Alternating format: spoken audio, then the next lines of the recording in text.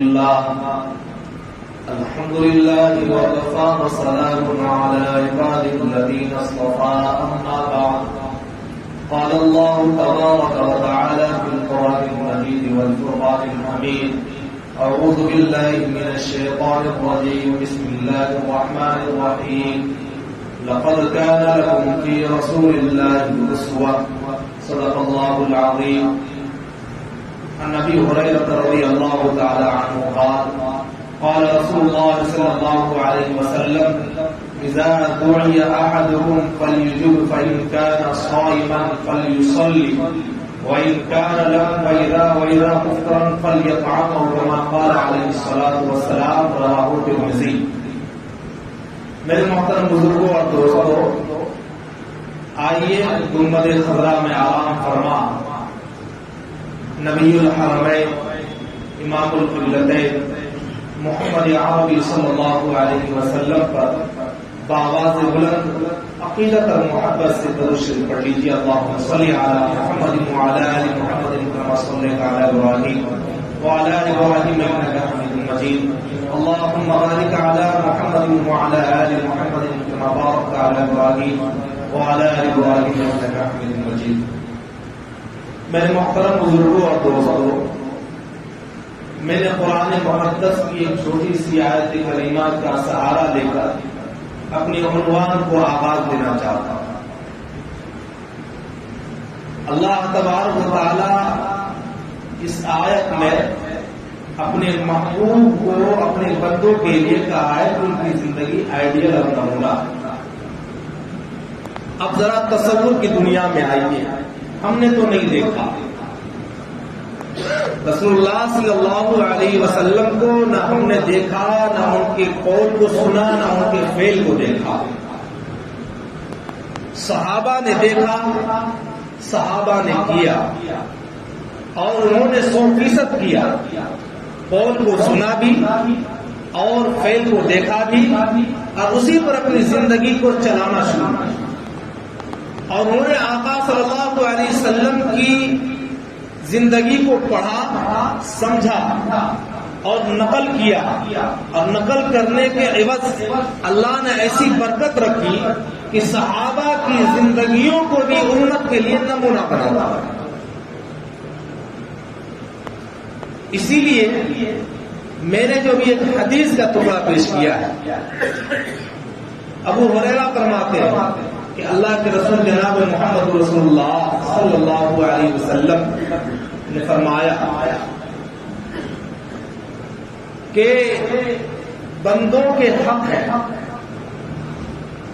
ایک مسلمان کے حق ہے دوسرے مسلمان پر، مہمان کے حق ہے میزبان پر، اور میزبان کے حق ہے مہمان پر.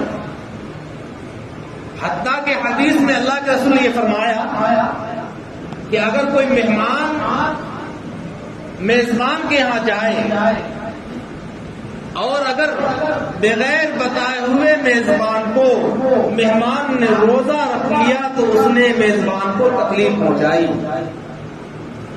آپ روزہ بھی نہیں رکھ سکتے میزبان کے بغیر پوچھے.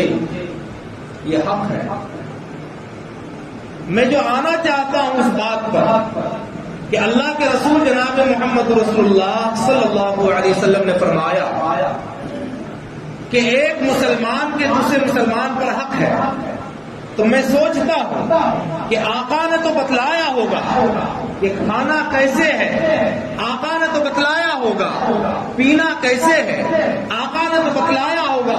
بتلایا تو بہت دور کی بات، میں نے پڑھا ہے کہ آقا کھاتے ایسے تھے، پیتے ایسے تھے، سوتے ایسے تھے، جاگتے ایسے تھے، ہنسی ایسی تھی، خوشی ایسی تھی، غمی ایسی تھی، صلح ایسی تھی، جنگ ایسی تھی، مشورے ایسے تھے، اور قوم کی خدمت کرنے کا جذبہ ایسا تھا.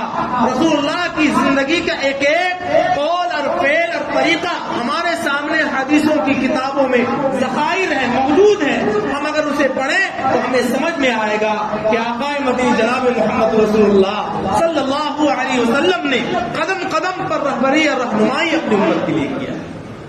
وہ نبی کتنا بڑا شفیق ہے کہ وہ نبی فرماتے ہیں کہ پانی پیو تو سر پر کپڑا رکھ کر پیو، کھانا کھاؤ تو سر پر کپڑا رکھ کر کے کھاؤ، استنجا کے لیے جاؤ تو سر پر کپڑا رکھ کر کے جاؤ، جانے سے پہلے 3 قدم پہلے دعا پڑھ کر کے جاؤ، نکلنے کے بعد 3 قدم کے بعد دعا پڑھو۔ وہ میرا نبی ہے، سونے سے پہلے دعا کا طریقہ بتلا رہے ہیں کہ دعا پڑھو تو ہر شر سے فتنے سے محفوظ رہو گے۔ اگر نیند کی حالت میں ڈر جاؤ تو نیند کی حالت سے بیدار ہو جاؤ، اس وقت تم دعا پڑھ لو تاکہ تمہارے دلوں سے خوف نکل جائے، ڈر نکل جائے۔ سو کر اٹھو تو یہ دعا پڑھو، پانی پیو تو یہ دعا پڑھو۔ ہر قدم پر اللہ کے رسول جناب محمد رسول اللہ صلی اللہ علیہ وسلم نے رہنمائی کی۔ اسی لیے تو ایک حق یہ ہے کہ اگر کوئی مومن بندہ مسلمان دعوت دے اس کو قبول کرنا چاہیے۔ اللہ کے رسول نے فرمایا کہ ایک مسلمان کے دوسرے مسلمان پر 5 حق ہیں، 5 حق ہے۔ اس میں ہے کہ اگر ایک مسلمان اگر آپ کو سلام کرے تو اس کے سلام کا جواب دو، خواہ آپ اسے پہچانتے ہو کہ نہیں پہچانتے۔ اگر ایک مومن کو چھینک آئے تو تم اس کے بدلے میں دعا دو، یرحمک اللہ کہو، اللہ کو رحم کرے۔ اور جنازہ ہو جائے تو اس میت کے ساتھ چلو، اس میت کے ساتھ چلو۔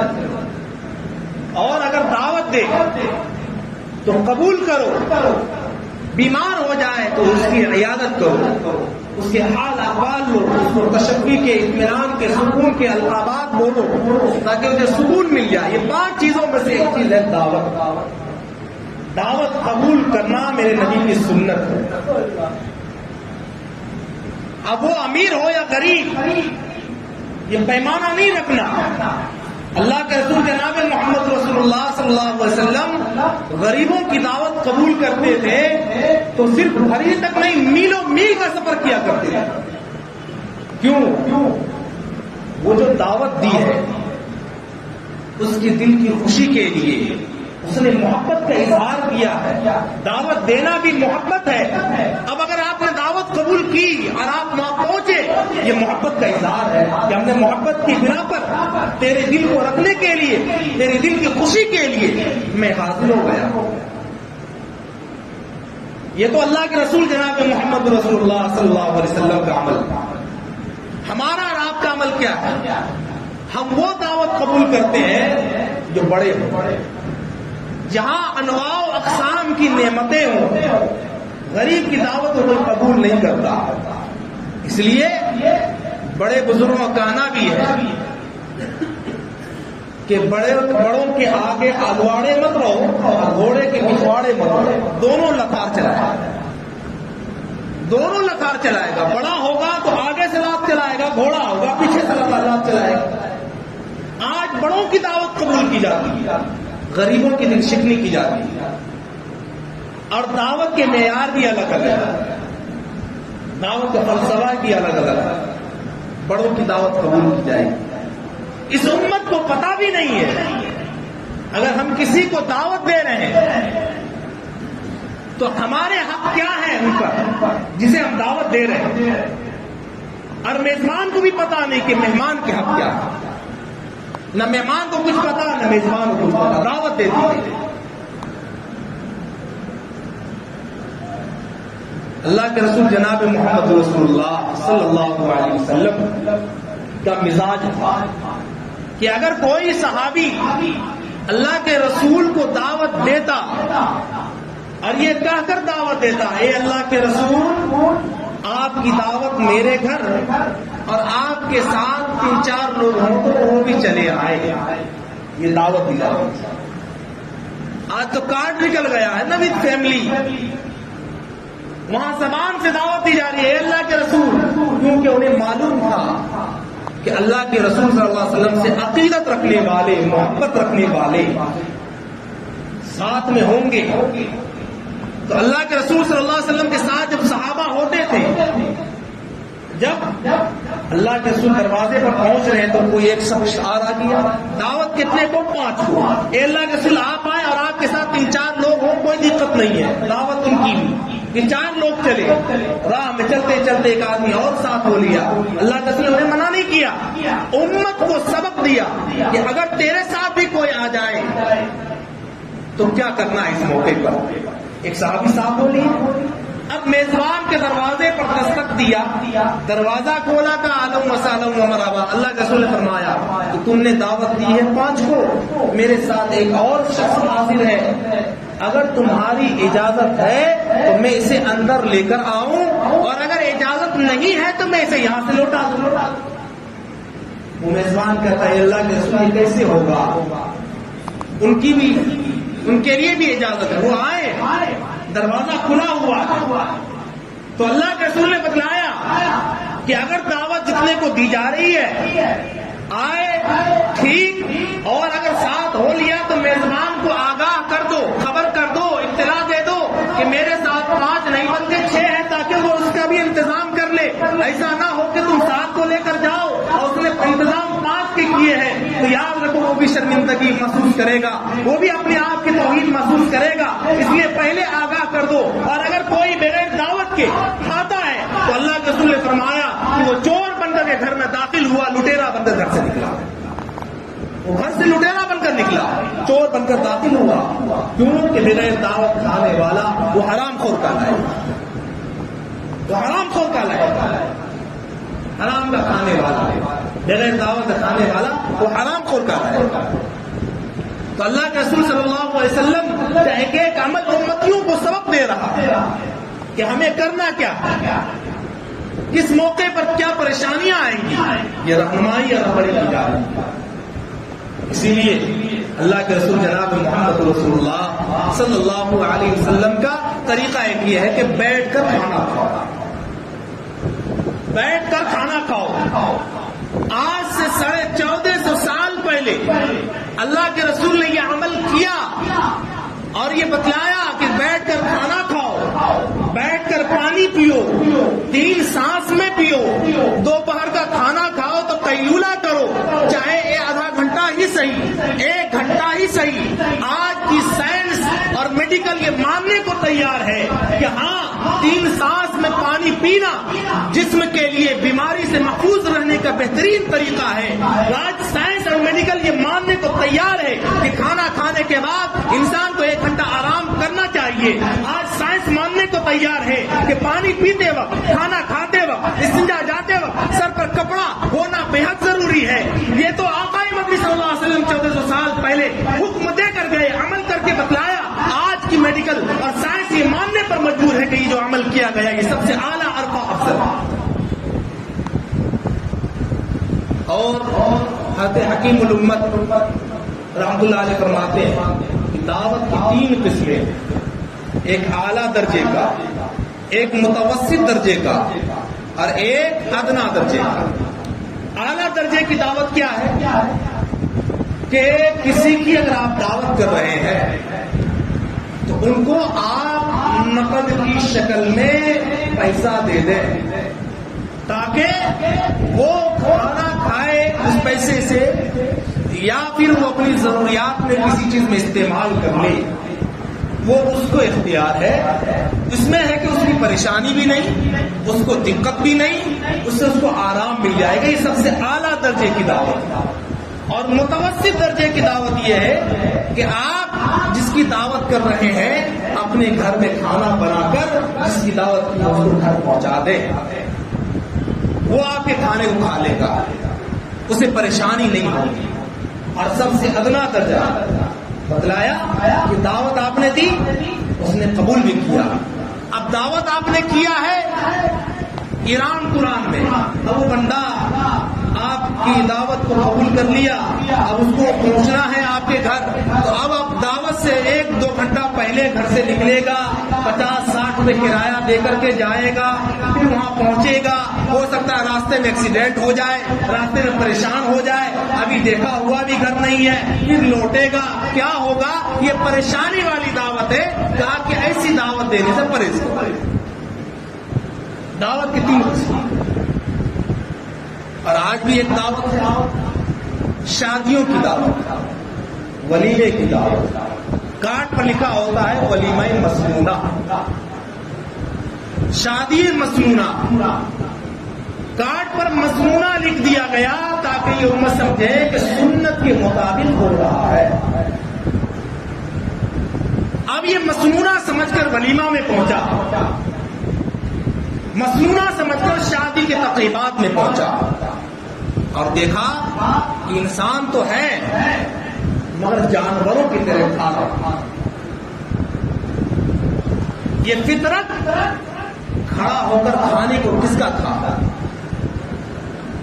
گائے ہے، بھینس ہے، چوپائے جانور ہیں، اگر وہ بیٹھا ہے گھاس دیجیے یا کھانے کی کوئی چیز دیجیے، وہ فوراً اٹھ کر کھڑا ہو جائے گا اور کھانا شروع کر دے گا۔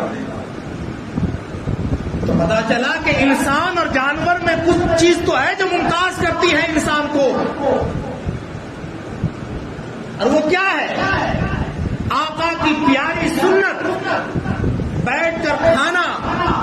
مگر آج بیٹھ کر کے کھانے کو لوگ دقیانوسیت کہتے ہیں، پرانے خیالات کے لوگ ہیں۔ تو پھر میں پوچھنا چاہتا ہوں کہ شادی میں کھڑے ہو کر کھانے پر فخر محسوس کرتے ہو تو گھر میں کچن میں کھڑے ہو کر کیوں نہیں کھاتے؟ پھر ڈائننگ ٹیبل پر کیوں کھانا کھاتے ہو؟ یہ الگ فلسفہ ہے، آپ کے طریقہ کار الگ ہے۔ گھر میں کھڑے ہو کر کھانے کو مایوب سمجھتے ہو، اور شادی کے تقریب میں جانوروں کی طرح کھڑے ہو کر کھانے پر اپنے آپ کو فخر محسوس کرتے ہو۔ اور عجیب المیاں ہے، کھڑے ہو کر لوگ کھانا کھا رہے ہیں اور کہتے ہیں یہی ترقی ہے، یہی ترقی اور تبدیلی ہے۔ اللہ سے دعا کرتا، اللہ یہ کیسی ترقی، اللہ کیسی تبدیلی، اللہ امت مسلمہ کی حفاظت فرما جس میں تیرے دین کا دور تک سایہ بھی نہ۔ اور کہتے ہیں پریشانیاں آ رہی ہیں، مصیبتیں آ رہی ہیں، سنتوں کی دھجیاں کون اڑا رہا؟ حتیٰ کہ دیکھا، نام لیے بغیر یہ کہہ سکتا ہوں کہ ایک طرف ٹیبل ہے، ایک طرف لوگ کھڑے ہو کر کھانا کھا رہے ہیں۔ جو بیٹھ گیا ٹیبل پر وہ کھانا کھا کر کے، کیونکہ اب تو ہاتھ دھونے کی بھی ضرورت ہے نہیں، اب تو ٹیشو پیپر آ گیا ہے، ہاتھ پوچھ لیا اور اس کے بعد ٹیشو پیپر رکھ دیا اور اس کرسی کو چھوڑنے کو تیار ہی نہیں۔ چلا عالم سیاسی گفتگو، چلا ایران توران کی باتیں، لوگ کھڑے ہوئے ہیں کھانے کے لیے کہ بیٹھ کر کھانا کھائیں، کیسے ایک ہاتھ میں پلیٹ لے اور ایک ہاتھ سے کھانا کھائے، اور اس میں بھی کہتے ہیں حضرت آپ لوگ کھڑے ہو کر کھائیے، کیا دقت ہے؟ شرم نہیں آتی؟ احساس مر گیا مسلمانوں کا کہ تم نبی کی سنت کی کھلے عام دھجیاں اڑاتے ہو اور کہتے ہو کہ ہماری ترقی نہیں ہوتی۔ یہ کس کا ایجاد کرتا سسٹم ہے کھڑے ہو کر کھانے کا؟ یہ یہودیوں کا طریقہ ہے۔ تم یہودیوں کی طریقے پر کھا کر کے عمل کر رہے ہو اور کہتے ہو کہ ہم عاشق رسول ہیں، اور دعوت دیتے ہیں تو دعوت میزبان کا طریقہ کیا ہونا چاہیے کہ آنے والے مہمان کا استقبال کرنے کے ساتھ ساتھ پوچھنا چاہیے کہ آپ نے کھانا کھایا کہ نہیں کھایا، نہیں کھایا تو ٹیبل پر بیٹھاؤ۔ یہ پوچھنے کو بھی تیار نہیں ہے، دعوت دے دی گئی ہے آئیے، اور بلا جھجک یہ کہتے ہیں امام صاحب کھانا نہیں کھایا، لائن میں لیجیے، پلیٹ رکھا ہوا ہے، لائن میں لگ کر کھائیے، شرم نہیں لگتی؟ اگر امام کھڑا ہو کر کے کھائے تو انگلی اٹھانے میں دیر نہیں لگے گی۔ دیکھو تقریریں کرتا ہے، بیٹھ کر کھانے کی تقریریں کرتا ہے اور کھڑے ہو کر یہاں پر کھانا کھا۔ یہ حالات ہیں، یہ کس نے ایجاد کیا؟ کس نے نبی کی سنت کی دھجیاں اڑائی؟ اور اگر دعوت قبول نہ کیا جائے، حضرات مفتیان نے یہاں تک لکھا ہے کہ جس شادی میں اگر کھڑے ہو کر سسٹم ہے کھانا کھلانے کا، اس دعوت کو قبول مت کرو، کیونکہ یہ کبیرہ گناہ ہے۔ جب آقا نے فرمایا کہ بیٹھ کر کھانا کھانا سنت ہے، اب اگر کوئی کھڑا ہو کر کے جس کو وقت سسٹم کہا جا رہا ہے، جس کو ترقی کا دور کہا جا رہا ہے، جس شادی میں کھلے عام سنت کا دھجیاں اڑائے جائے تو کہا جاتا ہے کہ اس دعوت کو قبول نہ کیا جائے، مت کرو قبول۔ مگر آج یہ ہے کہ اللہ کا ڈر نہیں، اگر دعوت قبول نہیں کریں گے تو خاندانی بائیکاٹ ہو جائے گا، ناپ کٹ جائے گی، سماج میں ہم منہ دکھانے کے قابل نہیں ہوں گے۔ یاد رکھو، اگر اللہ اور اس کے رسول کے لیے خاندان سے کٹنا پڑے، تمہاری ناک کٹ جائے تو ناک کٹ جانے دو، خاندان سے کٹ جانا پڑے کٹ جاؤ، اللہ اور اس کے رسول کی محبت کے لیے۔ اگر تم سچے دعوے دار ہو تو شریعت آگے رہے. اگر یہ جذبہ ہے، یہ ایثار ہے، تو آپ کھلے عام دعویٰ کیجیے اور ایسی دعوتوں سے بچیے. ہم لوگوں کی تو مجبوری ہے، نہ جائیں تب بھی مارے جائیں، جائیں تب بھی مارے جائیں، نہ جائیں تو بیان بازی شروع، جائیں تو دقت شروع. یعنی دعوت بھی اور عداوت، دعوت بھی دی گئی، اب گئے وہاں بھی عداوت، نہ گئے تب بھی عداوت. اللہ تعالیٰ سے دعا ہے اللہ تعالیٰ ہم تمام مسلمانوں کو سنت کے مطابق زندگی گزارنے کی اور سنت کے مطابق کھانا کھانے کی اور جانوروں جیسے طریقے کو چھوڑنے کی توفیق عطا فرمائے. اب جنہیں شوق ہے جانور بن کے کھانا کھانے کی، اسے کھڑے ہوئے کھانا مبارک، کھانا کھانا مبارک. ہمیں رسول کی سنت مبارک ہے، ہمیں رسول کی سنت عزیز ہے، اس لیے ہم بیٹھ کر کھانا کھانے کو پسند کرتے ہیں، دعوت دیتے ہیں، دعوت فکر دیتے ہیں. شادی کا موقع ہو یا ولیمہ کا موقع ہو، بیٹھ کر کھانا کھلانے کو ترجیح دیجیے. آپ کے ایک ایک عمل کو سامنے والا دیکھتا ہے اور وہ متاثر ہوتا ہے. نبی نے کسی کے گردن پر تلوار رکھ کر کے نہیں کہا کہ تم یہ عمل کرو، رسول اللہ نے کیا، سامنے والے نے دیکھا، اللہ نے اس کے دل میں بات ڈالی، وہ متاثر ہوا اور پھر اسلام اس نے قبول کیا. ہمیں بھی دکھانا ہے غیروں کے کہ ہماری شریعت یہ ہے، ہمارا طریقہ یہ ہے، میرے نبی کا اسوہ یہ ہے، ہم اسی پر جیئیں گے اور اسی پر مریں گے. اور انشاءاللہ اگر یہ عمل آپ کا پوری زندگی رہا تو آپ کو زیادہ محنت کرنے کی ضرورت نہیں. آپ اور اللہ کے رسول کے عمل کو سامنے پیش کیجئے، سامنے والا متاثر ہوگا اور انشاءاللہ پوری دنیا میں اسلام کا غلبہ نصیب ہوگا. اللہ تعالیٰ سے دعا ہے اللہ تعالیٰ ہم سب کو کہنے سننے زیادہ عمل کی توفیق عطا فرمائے. وآخر دعوانا الحمدللہ رب العالمین.